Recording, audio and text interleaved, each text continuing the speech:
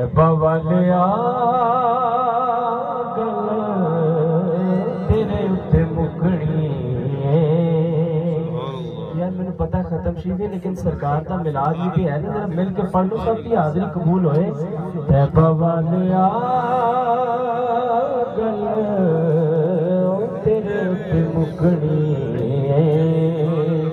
نبیاں بھی ہونا نالے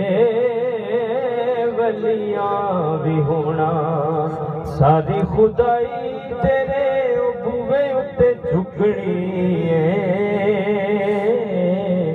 تیبہ والیا تیرے اتے مکڑی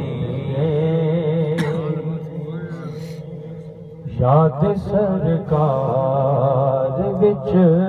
منظور دے وگ دے یاد سرکار وچ منظور دے وگ دے دنیا دے کم کوئی چنگے نہیں لگ دے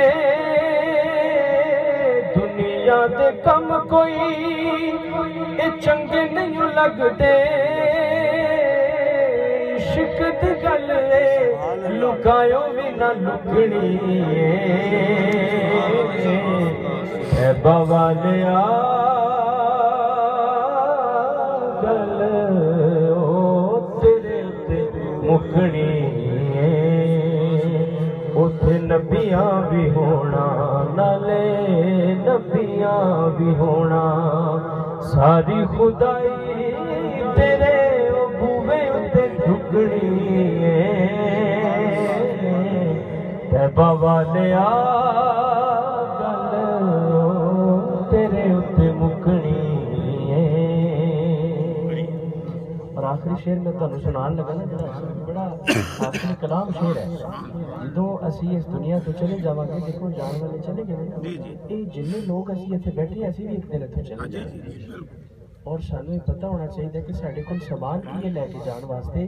وہ سامان اور کچھ نہیں دنیاوی کاراں کوٹیاں سارے پیسے ایتھے رہ جانے نے اوتھے جانا تے بس درود شریف دے نال جانا سبحان اللہ پڑھیا ہوئے گا اوتھے سوال و جواب ہونے نے من ربک کا ما دینک کا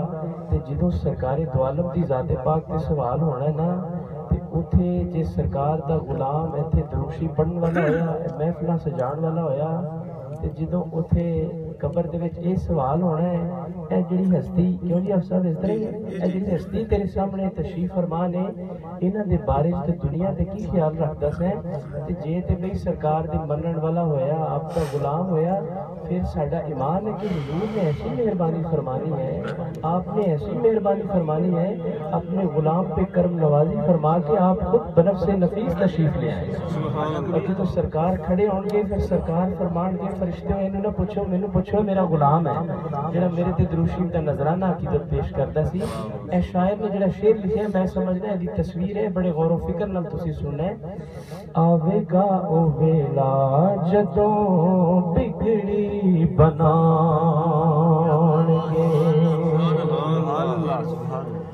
آوے گا او ویلا جدوں او بگڑی بنان گے سانو مسکیناں نوں